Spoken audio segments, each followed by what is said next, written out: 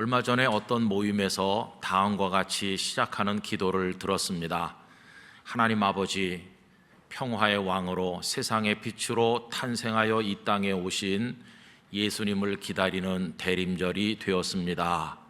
이렇게 시작하는 기도였는데 어떠세요? 이 기도가 어떻다고 생각하세요? 우리도 늘상 이런 기도를 많이 드립니다마는 가만히 생각을 해보면 어법상 좀 안 맞는다는 생각이 듭니다. 왜냐하면 탄생하여 이 땅에 오신 것은 오래전에 있었던 과거의 사건입니다. 그런데 기다린다고 하는 것은 미래가 아닙니까?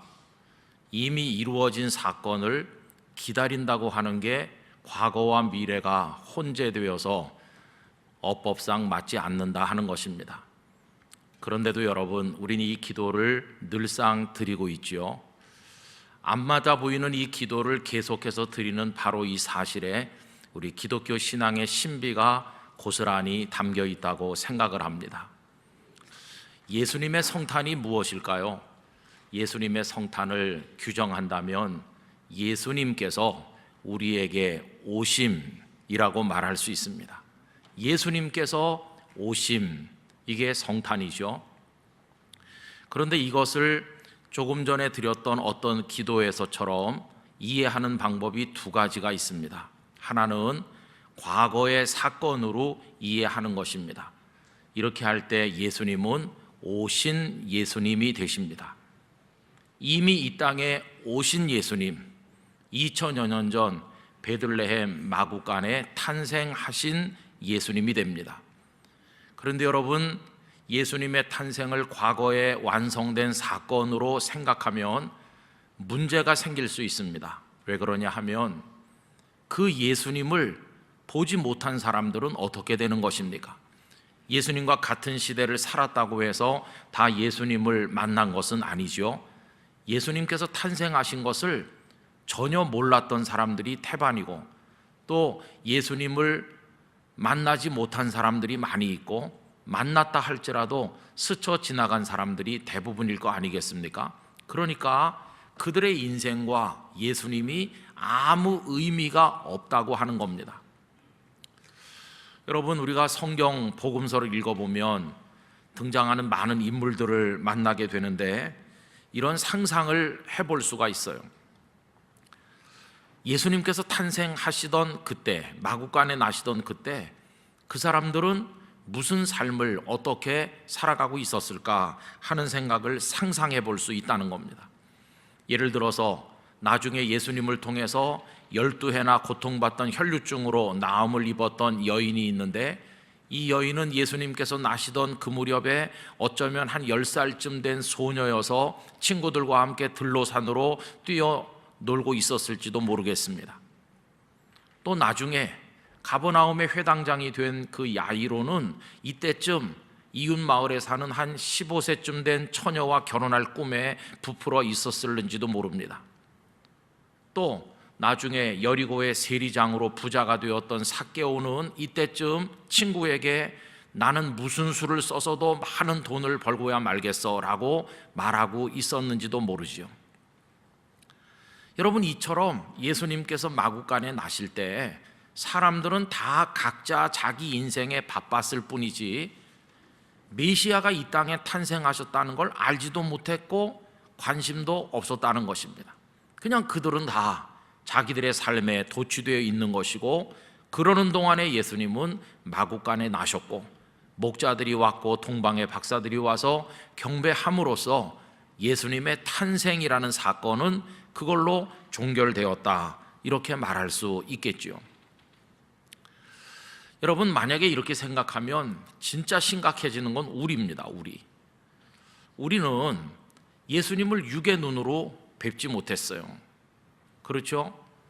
예수님께서 이 땅에 오셨다고 하는 게 너무도 오래전에 완결된 사건이어서 우리랑은 무관한 것처럼 보입니다. 길거리에 나가서 어떤 사람에게 여보시오, 예수라는 분이 2000년 전에 베들레헴 마구간에 나셔서 박사들이 와서 경배를 드렸어요 라고 말하면 그 사람이 뭐라고 대답하겠습니까? 그래서요. 그게 나랑 무슨 상관이 있나요? 이럴 거 아니겠어요? 아닌 게 아니라 여러분, 우리가 지금 지구 반대편에서 누가 태어나는지 알 수도 없을 뿐만 아니라 알 필요도 없고 다 무관심하죠. 마찬가지로 예수님도 그런 무관심의 대상 중에 하나로 오래전에 오셨던 분으로 끝난다면 우리와 아무 상관이 없게 된다는 것입니다. 만난 것도 아니고 무슨 관계를 가진 것도 아니니까 무슨 의미가 우리에게 있겠는가 하는 겁니다. 두 번째로 예수님의 오심이라고 하는 사건을 이해하는 방법은 미래적 사건으로 이해하는 것입니다. 아까 그 기도 속에서 기다린다 하는 표현을 쓰고 있지 않습니까? 여러분, 미래적 사건으로 이해할 때 예수님은 오실 예수님이 되십니다. 앞으로 오실 예수님, 다른 말로 바꿔서 말하면 재림하실 예수님이라고 할 수 있어요. 초대교회 성도들의 가슴 속에는 오실 예수님에 대한 기다림이 굉장히 간절했습니다. 예수님께서 감람산에서 승천하실 때 사람들이 하늘을 올려다보고 있으니까 천사들이 나타나서 다시 오실 것이라고 말씀하죠. 사도행전 1장 9절에서 11절 보시면, 이 말씀을 마치시고 그들이 보는데 올려져 가시니 구름이 그를 가리어 보이지 않게 하더라. 올라가실 때에 제자들이 자세히 하늘을 쳐다보고 있는데 흰 옷 입은 두 사람이 그들 곁에 서서 이르되, 갈릴리 사람들아, 어찌하여 서서 하늘을 쳐다보느냐? 너희 가운데서 하늘로 올려주신 이 예수는 하늘로 가심을 본 그대로 오시리라 하였느니라. 이렇게 말해 주었죠. 여러분, 바울 사도의 가슴에도 다시 오실 예수님에 대한 기다림이 간절했는데 고린도전서 16장 22절에 보면, 만일 누구든지 주를 사랑하지 아니하면 저주를 받을지어다 하고는 우리 주여 오시옵소서, 이렇게 바울 사도의 기도가 붙어 있는 것을 확인하게 됩니다. 여러분, 그런가 하면 이 창세기로부터 시작된 모든 성경이 진행되다가 요한계시록 22장에서 대단원의 막을 내리는데, 이 성경이 완결되는 맨 마지막 말씀 또한 다시 오실 예수님에 관한 이야기죠. 요한계시록 22장 20절 21절, 이것들을 증언하시니가 이르시되 내가 진실로 속히 오리라 하시거늘 아멘. 주 예수여 오시옵소서. 주 예수의 은혜가 모든 자들에게 있을지어다. 아멘. 아멘. 주 예수여 오시옵소서. 이 마라나타의 대망으로 성경이 완결되는 것을 볼 수 있지 않습니까? 여러분, 방금 전에 우리가 사도신경으로 신앙 고백하는데 그 속에도 거기로부터 살아있는 자와 죽은 자를 심판하러 오십니다라고 우리는 고백하잖아요. 오실 예수님으로 이해하는 방법이 있다 하는 것을 말씀드릴 수가 있겠습니다. 여러분, 요즘에 우리 기독교가 여러 가지로 많이 연약해지고 왜곡된 가운데 있어서 문제가 되는데, 저는 그 중에 하나가 아주 심각한 것은 성도들이 오실 예수님에 대한 기대를 저버리고 사는 거, 이거 정말 심각하다고 생각합니다. 여러분, 성경은 증언하기를 예수님은 다시 오신다고 말씀하셨습니다. 우리 영락교회 성도들이 재림 예수님에 대한 신앙을 붙드시기를 원합니다. 예수님 반드시 오신다고 약속하셨으므로 매주일 신앙 고백을 드리는 그대로 오실 예수님에 대한 간절한 기대를 가지고 살아가시게 되기를 바라는 것입니다. 자, 그런데 여러분, 오실 예수님이라고 생각을 해도 문제는 여전히 있습니다. 왜 그러냐 하면 오신 예수님을 우리가 뵙지 못했잖아요. 마찬가지로 오실 예수님이 지금 이 자리에 바로 오신다면야 모르겠지만 몇십 년 후, 몇백 년 후, 언제일지 모르게 뒤늦게 오신다면 우리 그때까지 살 수 없거든요. 우리 조금 더 살다가 이 세상을 떠날 텐데, 그러면 오실 예수님을 만날 수 없을 거 아니겠습니까? 그러면 예수님이 다시 오신다고 하는 게 오늘 나와 무슨 상관이 있나? 이렇게 되지 않겠어요? 그래서 미래의 사건으로 이해를 해도 오늘 여기 살고 있는 우리들에게는 많은 문제가 발생하게 된다는 것입니다. 여러분, 오신 예수님도 만나지도 못했고 오실 예수님도 만나지 못할 거라면 지금 우리는 어떻게 되는 것인가? 이런 우리들에게 성경은 참으로 감사하고 다행스럽게 예수님의 오심이라는 이 사건을 이해하는 세 번째 방식을 알려주고 있습니다. 그 세 번째 방식은 무엇이냐 하면, 예수님께서는 2000여 년 전 마구간에 탄생하심으로 오신 예수님이 되셨을 뿐만 아니라 장차 하나님의 때가 차면 오실 예수님이시기도 할 뿐만 아니라, 그 예수님은 지금 이 순간에도 계속해서 사람들의 인생과 영혼 속에 탄생하여 오고 계시다고 말씀한다는 것입니다. 그래서 예수님의 오심이라고 하는 이 사건이 현재 진행형으로 오늘 우리 모두에게 이루어지고 있다고 성경은 가르치고 있는 것입니다. 여러분, 지금도 예수님은 이 땅에 오고 계신 것이죠. 오신 예수님과 오실 예수님 그 사이를 중간시대라고 말합니다. 여러분, 지금까지 2000여 년 동안 사는 사람들, 그리고 오늘 우리 앞으로 태어나 살게 될 많은 사람들이 이 중간시대를 살고 있는데, 중간시대를 사는 사람들은 예수님을 만나는 데서부터 소외되어 있는 것인가? 아니요. 지금도 예수님은 계속해서 우리의 심령 속에, 인생 속에 연약한 가운데 탄생하여 오고 계시기 때문에 예수님의 성탄 사건은 오늘 우리에게 일어나는 현재 진행형의 사건이 된다고 하는 것입니다. 사복음서가 그걸 너무 잘 말씀해 주고 있어요. 여러분, 오늘 본문은 이런 배경이죠. 예수님께서 탄생하셨을 때 헤롯이 예수님을 죽이려고 했기 때문에 애굽으로 피난을 갔어요. 그런데 얼마 후에 헤롯이 죽었기 때문에 다시 이스라엘 땅으로 돌아오시게 되죠. 그게 오늘 본문 19절에서 21절입니다.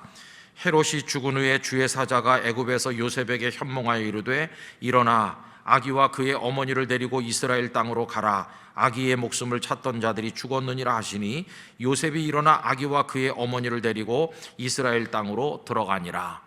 그런데 헤롯의 아들 아켈라오가 유대에 임금되었다는 소식을 듣고 저 갈릴리로 올라가서 나사렛에 정착을 했는데, 본래 나사렛은 요셉과 마리아가 살던 곳이고 예수님은 거기서 성장하셨기 때문에 나사렛 예수라고 불리게 되셨다는 것입니다.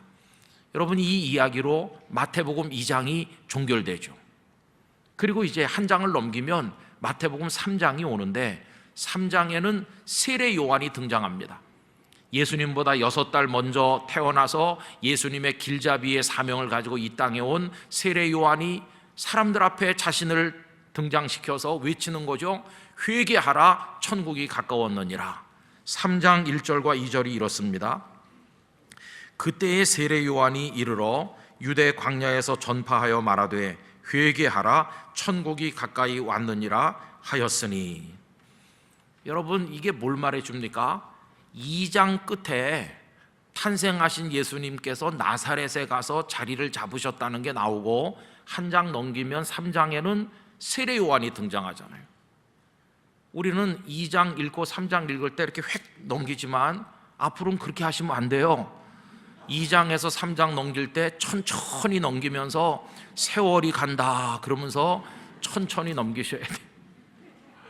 도대체 2장과 3장 사이에 얼마나 긴 세월이 들어있는지 아십니까?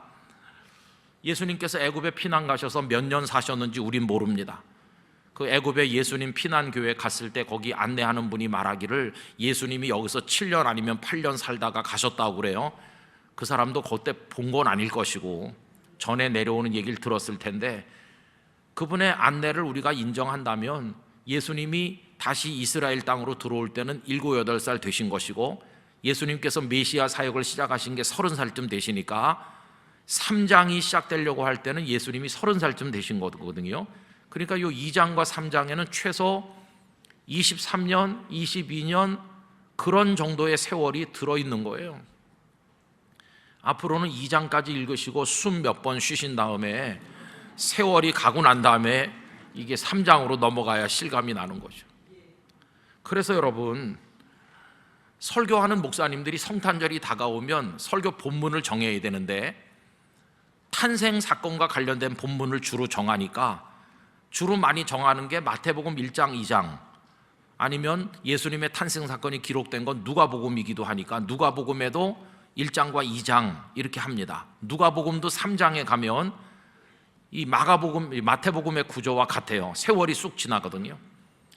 그래서 성탄절 설교를 하면서 이 마태복음이나 누가복음 3장 이후의 본문으로 설교하는 목사님은 거의 없어요. 다 1장, 2장, 마태복음도 누가복음도 그렇게 본문을 정하는 거죠. 왜 그렇게 정하실까요? 3장부터 나오는 예수님은 벌써 30살이나 되셔서 이제 메시아 사역을 하시는 예수님이니까 그건 성탄 사건이 아니라고 생각하는 거예요. 성탄 사건은 1장, 2장에서 끝나는 거라고 생각하니까 3장 이후에서는 본문을 정하지 않는 거죠. 그런데 여러분, 3장 이후는 성탄 사건이 아닐까요? 저는 그렇게 생각하지 않습니다. 아까 서두에서 성탄이 무엇인가? 예수님께서 우리에게 오심, 이게 성탄이라고 그랬죠. 그러면 3장 이후에는 예수님께서 사람들의 인생에 오시는 일이 없는가요? 아니요. 그 얘기로 꽉 차 있는 것이죠. 3장 이후의 모든 말씀이 다 예수님의 오심을 우리들에게 보여주고 있다는 겁니다. 여러분, 아까 12회를 혈루증으로 앓다가 예수님께 나음받은 그 여인이 예수님이 탄생하실 때는 한 10살쯤 된 소녀였을지도 모르겠다, 상상으로 말씀드렸죠. 여러분, 상상이니까 어디 가서 우리 목사님이 그러는데 그 여자가 그때 10살이었대요 이렇게 하지 마시기 바랍니다. 근데 그럼 그 30년 세월 지났잖아요. 그때 10살 된 소녀였다면 30년 동안 무슨 일이 있었을까요? 이 여인은 잘 자라서 어떤 남자와 결혼해서 자녀들 낳고 행복하게 잘 살고 있었는데 어느 날 혈루증을 앓게 된 거죠. 예수님께서 메시아 사역을 시작하시기 이전 벌써 12년 전 예수님이 한 18살 됐을 때 이 여자는 벌써 병에 걸린 거죠. 그러다가 의원을 많이 찾아다녔지만 병만 깊어지고 있던 재산도 다 날리고 인생이 다 망가졌는데 희망 없던 그녀가 어느 날 가버나움 길거리에서 사람들에게 에워싸여 가시는 예수님을 보는 순간 저분에게 손을 내밀어야 되겠다. 그래서 다가가서 내 손끝을 저분의 옷자락에 닿기만 해도 내가 은혜를 입을 것 같아. 그런 믿음이 생겨났고 해치고 나가서 예수님의 옷자락에 손을 대는 순간 주님의 능력이 역사해서 12해의 고통에서 벗어나지 않았습니까? 여러분, 그러면서 예수님께서 그녀에게 한마디 하셨죠. 딸아, 안심하라, 네 믿음이 너를 구원하였다. 여러분, 그 순간이 이 여인의 인생에 예수님이 쑥 들어오시는 순간이었어요. 그 이전에는 예수님을 알지도 못했어요. 예수님과 무관하게 살았어요. 성탄절이 있었는지 없었는지도 몰라요. 마구간에 예수님 나신 거 이 여인은 몰랐어요. 그런데 그 고통의 한복판에서 예수님께서 말씀하시는 그 순간 이 여인은 이제 예수님 없이는 못 사는 여인으로 변했어요. 다른 사람들보다 30년 늦은 성탄절을 이 여성이 경험했다는 것을 알 수 있습니다. 그 여인에게 예수님이 오셨으니 30년 늦은 성탄 사건이 일어난 거죠. 여러분, 그 여인이 그렇게 예수님을 만나던 그 같은 날 거기 또 예수님의 성탄을 경험한 사람이 서 있죠. 아까 말씀드린 회당장 야이로죠. 이 야이로는 어여쁜 처녀와 결혼을 해서 아들, 딸 낳고 잘 살았고 어느새 가버나움의 회당장이 되어서 존경받는 지도자가 되어 있었습니다. 그런데 12살 된 그의 딸이 죽은 거예요. 참 묘하죠. 앞에 그 여인이 12회를 혈루증으로 앓았다고 그랬는데 그 여인이 혈루증 병에 걸리던 그해, 고통이 시작되던 그해 야이로의 집에서는 아기가 태어났다고 기뻐했을 텐데 12회가 지나고 나니까 그 여인도 이 야이로도 예수님이 없이는 못 사는 사람이 돼 있는 거예요. 그래서 이 회당장은 예수님께 와서 매달리잖아요. 그런데 회당장의 집에 가신 예수님께서 죽은 아이의 손을 잡아 일으켜 세우시면서 생명으로 다시 나아가게 하시는 그 순간 야이로의 가족들, 그 살아난 아이의 인생에 예수님이 생명으로 탄생하여 오신 것이에요. 야이로의 가족들도 예수님을 만나게 된 것이죠. 그들의 성탄이 그렇게 이루어졌어요. 여러분, 그뿐이 아니죠. 아까 무슨 수를 써서라도 돈을 많이 벌겠다고 말했을 거라고 했던 그 삭개오는 어떻게 하면 돈을 많이 벌 수 있을까 찾아다니다가 붙든 것이 세리가 되는 줄이었죠.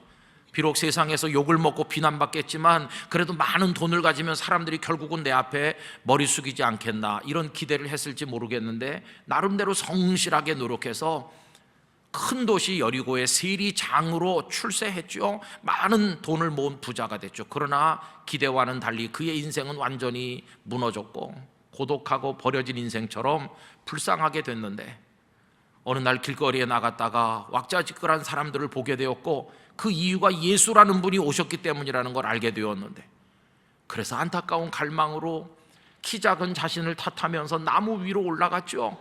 한 번이라도 보고 싶다, 그게 그의 간절한 기도였죠.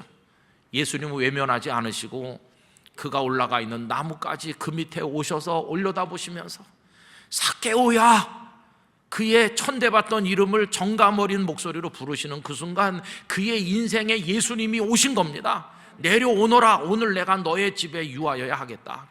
삭개오가 기뻐하면서 집에 예수님 영접했고 예수님께서 그의 집에 앉으시는 순간 생명의 구주, 구원의 구주가 그의 집에 오신 것이죠. 그의 가정에 이루어진 성탄절이죠. 그래서 여러분, 마구간에 탄생하시던 그날 밤에, 예수님이 탄생하던 그날 밤에 예수님을 못 만났다고 하더라도 몇십 년 지난 다음이라도 어떤 공간, 어떤 자리, 어떤 상황에서든지 예수님을 만난 모든 사람에게는 예수님께서 탄생하여 오신 것이고 모든 사람에게 성탄 사건이 축복으로 임하였다고 하는 것입니다. 그것을 이 사복음서가 계속해서 보여주고 있질 않습니까? 심지어는 십자가에 매달려 숨 끊어지기 직전에 있던 이 행악자는 숨지기 직전에 성탄 사건을 경험해서 예수님께서 왕으로 그에게 임하셨습니다. 예수여, 당신의 나라에 임하실 때 나를 기억해 주십시오. 네가 오늘 나와 함께 낙원에 있으리라. 성탄 사건은 숨 끊어지기 직전에도 일어난다는 것을 보여주고 있는 것이죠. 그래서 여러분, 예수님의 성탄, 우리에게 오심은 예전에 2000년 전에 있었던 사건으로 끝나는 것도 아니고 언젠가 다시 오실 그런 미래의 일로 기다리기만 하는 대상도 아니고 오늘 우리에게 계속해서 이루어지고 있다는 사실을 우리는 잊어서는 안 될 것입니다. 지금도 예수님께서는 성령님의 모습으로 우리의 인생의 문을 놓고 하고 계시고 우리 속에 탄생하기를 원하고 계신 것이, 여러분, 그 예수님을 영접해야 됩니다. 그것이 오늘 우리의 성탄절이 되는 것이죠. 그 예수님 이미 대한민국 땅에 오셨어요. 그리고 우리들의 마음의 문을 두드리셨어요. 그리고 우리 속에 들어오셨어요. 우리 인생에 지금 자리 잡고 계신 것입니다. 그래서 오늘 우리가 이 예배 자리에 앉는 하나님의 자녀가 된 것입니다. 용서의 주로 오셔서 죄를 이기게 하셨고, 생명의 주로 오셔서 사망을 이기게 하시고, 위로의 주로 오셔서 우리 눈에 눈물을 닦아주시고, 승리의 주님으로 오셔서 우리로 하여금 이 어려운 상황에도 뛰어 일어나도록 만들어 주시는 것입니다. 여러분, 이 예수님께서 인생 속에, 마음 속에 탄생하여 오심을 경험하는 성도들은 가만히 있을 수가 없어요. 그래서 예수님이 나에게 탄생하셨습니다, 내 마음에 오셨습니다, 이렇게 찬송을 부르게 된다는 것입니다. 이게 우리 기도입니다. 이미 우리에게 오셨어요. 탄생하셨어요. 그러나 계속 와주시기를 바라는 거예요. 계속 모든 순간에 오시기를. 이미 예수님을 만나셨더라도 예수님이 또 계속 와주시기를 기대하고 기다리시기 바랍니다. 그걸 위해 기도하시기 바랍니다. 예수님을 붙드시길 바랍니다. 여러분의 모든 삶의 문제 그 예수님께 맡기시기를 바랍니다. 예수님을 통해 새롭게 되시기 바랍니다. 치유되시길 원합니다. 변화되고 기쁨의 사람으로 우리가 바뀌기를 간절히 기원하는 것입니다. 현재 진행형의 성탄절을 우리가 축하할 수 있어야 되겠습니다. 여러분, 이렇게 예수님은 계속해서 그 이후에도 오시는데 오늘 본문은 우리에게 놀라운 상상력을 가지게 만들어주죠. 이래서 예수님이 이제 나사렛에 정착하셨다. 여러분, 오늘 말씀 맨 끝에 23절 우리 한 번 더 읽어보실까요? 나사렛이란 동네에 가서 사니 이는 선지자로 하신 말씀에 나사렛 사람이라 칭하리라 하심을 이루려 함이로라. 아멘. 근데 여기가 중요한 겁니다. 여러분, 여기로부터 이제 적어도 20-30년 세월이 흐르는 거잖아요. 그래서 3장으로 넘어간다고 아까 말씀드렸잖아요. 그러면 여기서 끝나지만 우리 영적 상상력을 가져야 되는 거죠. 요셉과 마리아는 예수님의 성탄을 어떻게 경험했습니까? 마리아가 잉태했고 주의 사자의 현몽을 받아서 마리아를 데려왔고, 그리고 지금 베들레헴에 가서 마구간에서 예수님을 낳았잖아요. 예수님 나셨구나, 그걸로 끝났나요? 아닙니다. 예수님의 성탄은 마리아와 요셉에게 끝나지 않았어요. 애굽에 가서 살다가 돌아와서 나사렛에서 목수 가게를 문을 열고 일하면서 살아가는 그들의 매일매일에 예수님이 거기 같이 계신 거예요. 요셉과 마리아의 잠자리에도 예수님이 같이 계시고, 식탁에도 예수님이 같이 계시고, 낮에도 밤에도 예수님께서 옆에 계실 때 무슨 생각을 했을까요? 하나님의 아드님, 이 땅의 구원자로 오신 예수께서 낮이나 밤이나 우리 곁에 계시다. 얼마 동안요? 메시아로 나가시기 전까지 계속 그렇게 같이 계셨잖아요. 예수님과 함께 살면서 예수님이 우리 집에 계시다, 이걸 요셉과 마리아는 수십 년 동안을 경험하는 거 아닙니까? 얼마나 아름다운 모습인가요? 여러분, 이 모습이 그대로 영락교회 성도들 가정에 이루어지시기를 기원합니다. 낮이나 밤이나 새벽이나 언제든지 식탁에, 대화 속에, 잠자리에 우리 주님은 매 순간 우리와 같이 계시다. 이게 현재 진행형의 성탄인 것이죠. 그렇게 3장이 될 때까지 2장에서 3장 사이의 시간 동안 마리아와 요셉의 성탄의 기쁨은 계속되는 것이에요. 뿐만 아니라 그들은 자신들도 모르는 사이에 다른 사람의 인생에 성탄 사건이 이루어지는 일을 돕고 있고 뒷바라지하고 준비하고 있었던 것을 오늘 본문에서 상상해 볼 수 있습니다. 마리아가 예수님을 위해 식탁을 하루 세끼 계속 차릴 때 그걸 잡수신 예수님의 몸이 성장하고 메시아의 사명의 때가 다가오잖아요. 나뭇가루가 날리는 목숫간에서 요셉이 열심히 땀 흘리면서 일을 해서 가족들을 부양할 때 그걸 통해서 예수님은 준비되고 계시잖아요.